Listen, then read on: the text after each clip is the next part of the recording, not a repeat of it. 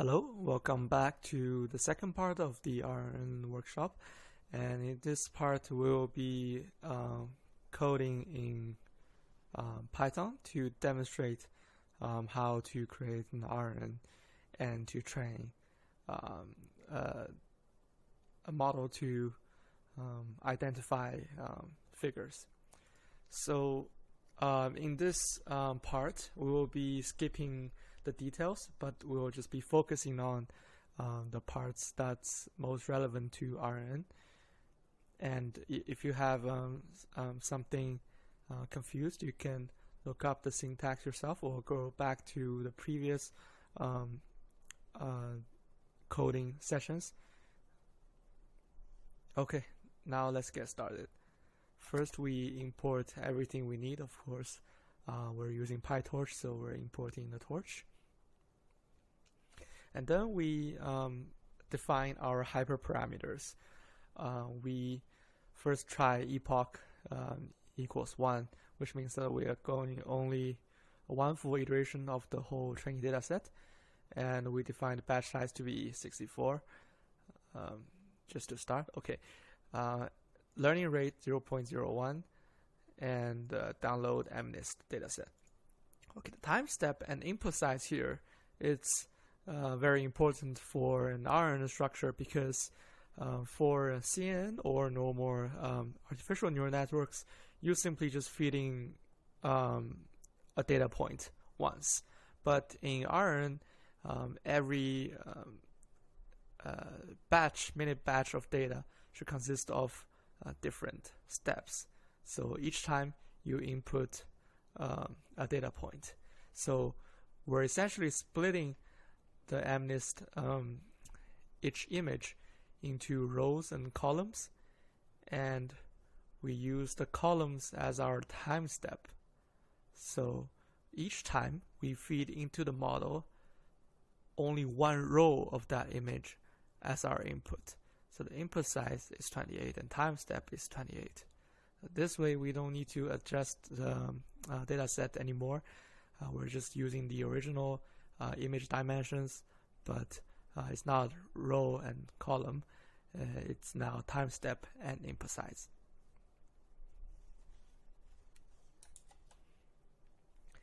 And of course, we will need to download the MNIST dataset. We can directly download this using this line of code. Okay, so now it is done. We want to plot a few examples to see how it looks like. So as you might know, the MNIST dataset is a dataset of these kind of figures demonstrating from 0 to 9. And we can just plot a few more random examples. This one should be a 0. This one is probably a 5. But each one of them has a unique train label here. So the image we see is the data, and the label shows that, okay, so this one is 5. There are a total of 60,000 images in this training data set. I also want to mention that, so here train equals to true, which means that we are downloading the train data set provided by MNIST.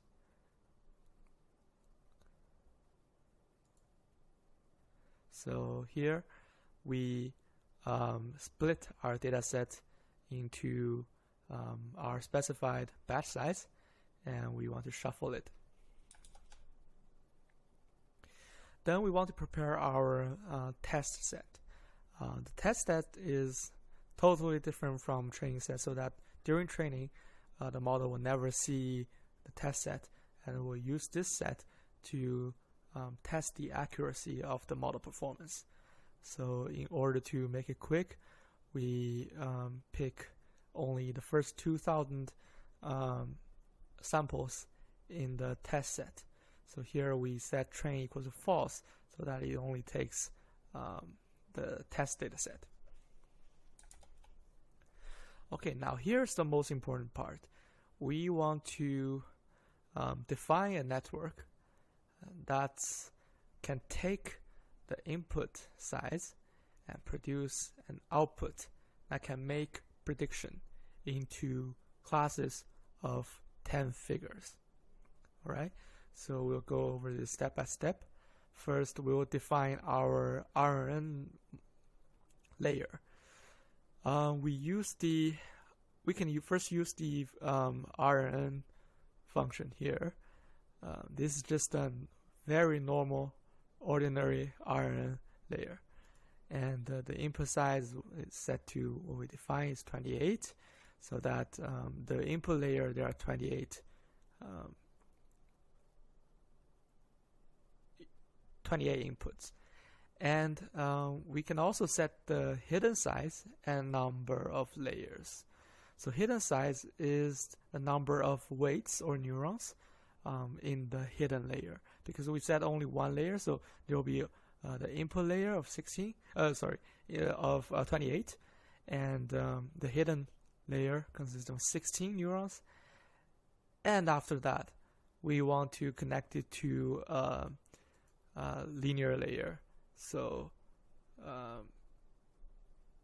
from 16 hidden weights, and we map to 10 output, because the 10 output will be corresponding to each class or each figure from 0 to 9. And then we define our forward function. This will define how a forward passes. Of course, we'll just call our RNN function we just defined, and we will get the output. This is the hidden layer. Of course, as we mentioned, each RNN layer will also output to the next hidden layer, but what we care at the end is the output. So finally, we take the output at the very last time step, because that is what we want for our prediction, and all of the output in the middle, we don't care about it. Okay, so now we can print out our RNN structure to see how it's like. It will take 28 inputs, 16 in the hidden layer, and finally it will go through a linear layer and output 10. And we also have bias in each layer. Okay, then we define the optimizer, which is just normal atom optimizer, and we use cross entropy loss. Once again, cross entropy loss is best used for multi-class one-hot encoding. So we have 10 classes in total, so we can use cross entropy loss here. Then it's the training loop. This is nothing different than a normal machine learning training loop, where we just produce the output, calculate the loss, and use the programming framework's automatic calculation of the backpropagation and gradients, and use our optimizer to update all of the weights. And we do that all over again. So we are repeating everything only once, because this epoch is set to 1, and every 50 iterations, actually every 50 batches, we will be running a test. So we'll print out the test accuracy and loss here, so that we know how the model is performing. And we can start the training. So you can notice that in the first iteration, the test accuracy is always like 10%, which means that the model is totally random. It's just random guess. So 10 classes in total, you get just 10% of accuracy.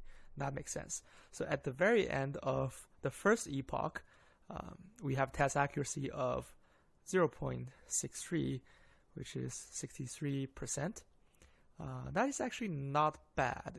If we train train the whole thing with artificial neural network, which means that you just flatten the whole image and send into normal fully connected layers, then you get an accuracy similar to this maybe. It's not high. So we know that, okay, we're using the RNN units first, and the performance is like this. And we can try to print out maybe the first 20 predictions and the real number to see how the prediction is like. So there are definitely a lot of ones that are wrong. For example, this one should be 4, but it predicts to be 3, 5, 2, or 0, 8. It's somehow reasonable, or 5 to 3, because maybe these figures have very similar shape, so that it detects it wrong. Okay, so why don't we try other configurations of the RNN to see how the performance changes? What if we change the hidden size to be 32? So we double the number of hidden units here. We'll still use one layer here to shorten the training time, and let's see how it works. So intuitively, if we double the hidden size, means that our artificial brain has become, it has more capacity to remember things, so it should perform better. And remember, the fully connected layers, we also need to change the input of that layer to be identical with this hidden size. And we run everything again. 28, 32, and output is 10. Okay. And we see that the performance is similar as last time, but it seems that it converged quickly, more quickly than last time. And we make a prediction. Still some errors. Okay, so we know RNN might not be our best choice. Why don't we change it to GRU or LSTM so that we can see some difference? Because from the first part, we know that LSTM and GRU can solve some problems, especially vanishing gradient of the normal RNN layers. So maybe let's try it.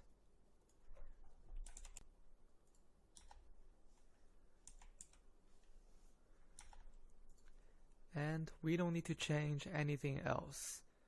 Everything, the parameters are the same, and instead we're just replacing the RNN with GRU. Does this work?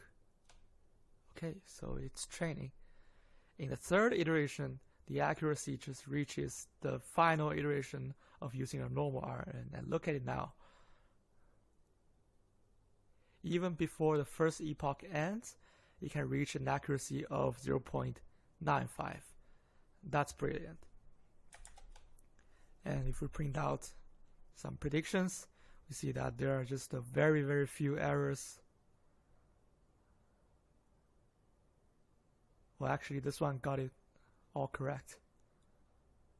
Amazing, right? So that's the performance of GRU. And what if we try LSTM then? If we run the LSTM, we need to add one more parameters here.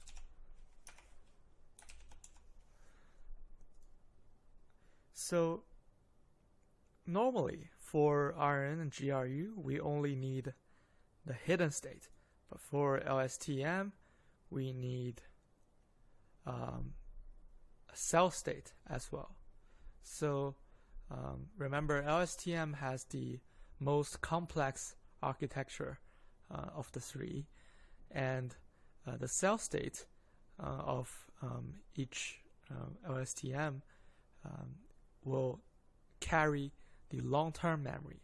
So each hidden state will just pass the short-term memory to the next one, to the next one. Right? It only carries the recent memories. But what if it wants to carry the some important thing from the very beginning all the way to the end? that will be stored in the cell state. And cell state will also be controlled by some gates, and it will pass the long-term memories all the way to the end. Okay, so if we do this,